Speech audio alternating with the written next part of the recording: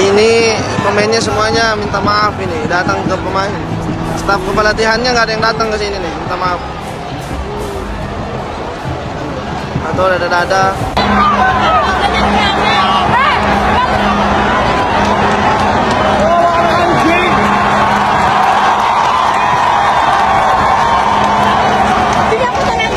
Pupus sudah harapan kita semua untuk melihat tim nasional sepak bola Indonesia lolos ke Piala Dunia. Setelah malam ini Indonesia harus menelan kekalahan 1-0 atas timnas Irak di menit 76. Dengan kekalahan ini timnas Indonesia gagal total di ronde 4 kali ini dengan tak mendapatkan poin sama sekali. Ya, kegagalan ini harus dipertanggungjawabkan oleh Patrick Kluivert bahkan oleh federasi. Ya, kekalahan ini membuat perjalanan Indonesia memperebutkan tiket Piala Dunia harus terhenti di sini. Tentunya banyak masyarakat Indonesia yang merasa sangat kecewa dengan hasil ini. Bahkan para supporter yang hadir di stadion juga turut merasa marah karena wasit yang memimpin laga ini dinilai tak berlaku adil. Banyak keputusan wasit yang merugikan timnas Indonesia. Bahkan saat Kevin Dix dilanggar keras oleh pemain Irak, sang wasit asal Cina tersebut tak memberi kartu sama sekali. Justru saat pemain Indonesia yang melakukan pelanggaran kecil justru langsung diberi kartu kuning. Bahkan tak sampai di situ saat oleh Romeni diberi kartu kuning. Amarah supporter timnas Indonesia yang hadir di stadion tak tertahankan lagi. Para supporter bahkan sampai melempar botol ke arah lapangan. Dan alhasil sang wasit langsung menjauh dan meminta keamanan. Beruntungnya kapten timnas kita Jai Idzes langsung menenangkan para supporter dan laga bisa tetap dilanjutkan.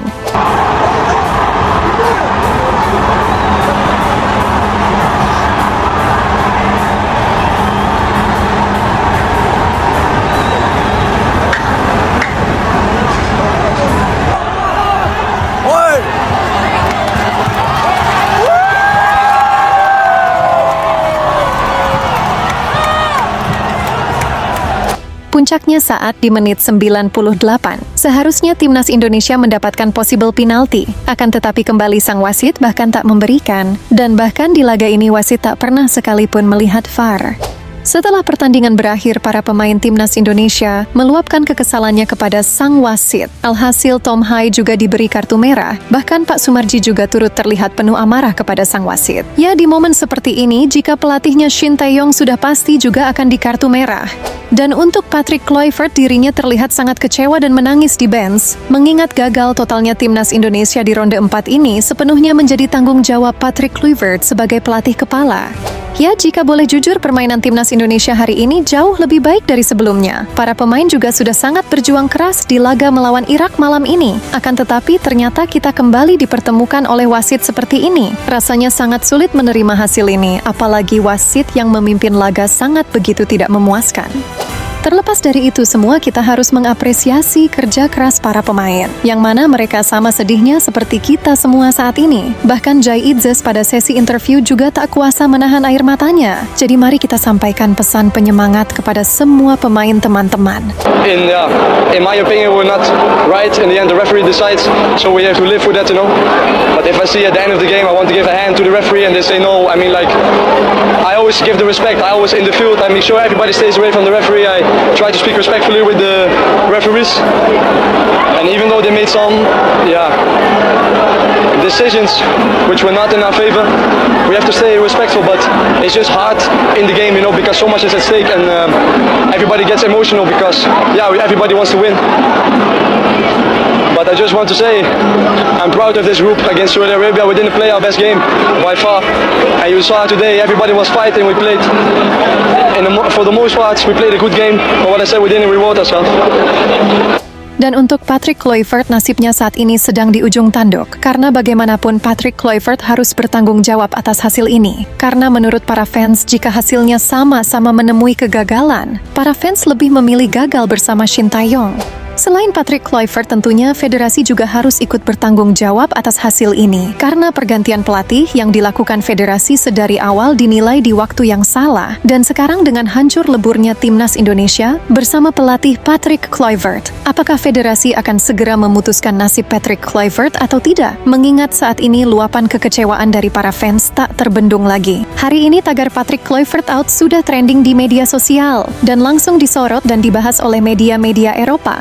Bahkan akun ofisial Timnas Indonesia juga mendapat ratusan ribu komentar. Ya, ini semua adalah bentuk kekecewaan yang nyata dari para fans Timnas Indonesia, mengingat momen seperti ini lagi jarang sekali terjadi, dan kita harus menunggu setidaknya 4 tahun lagi untuk ikut kualifikasi Piala Dunia lagi, dan hasilnya juga belum tentu bisa lebih baik dari ini.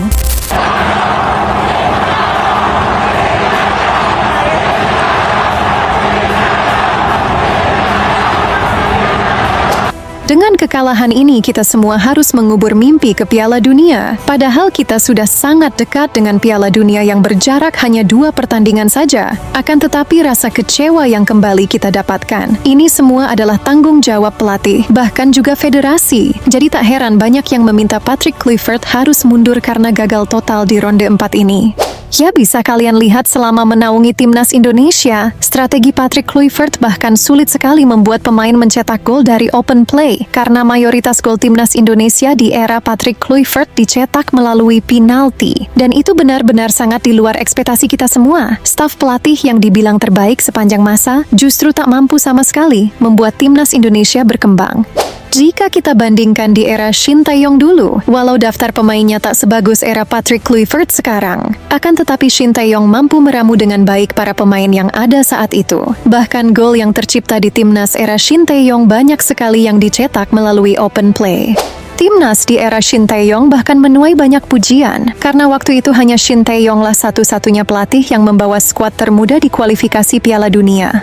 Pemain yang rata-rata berumur 20-23 tahun itu dibawa Shin Tae-yong untuk berjuang bersama dari ronde 1 kualifikasi Piala Dunia, dan bahkan Timnas Indonesia era Shin Tae-yong sempat menjadi skuad termuda di ronde 3 kualifikasi Piala Dunia.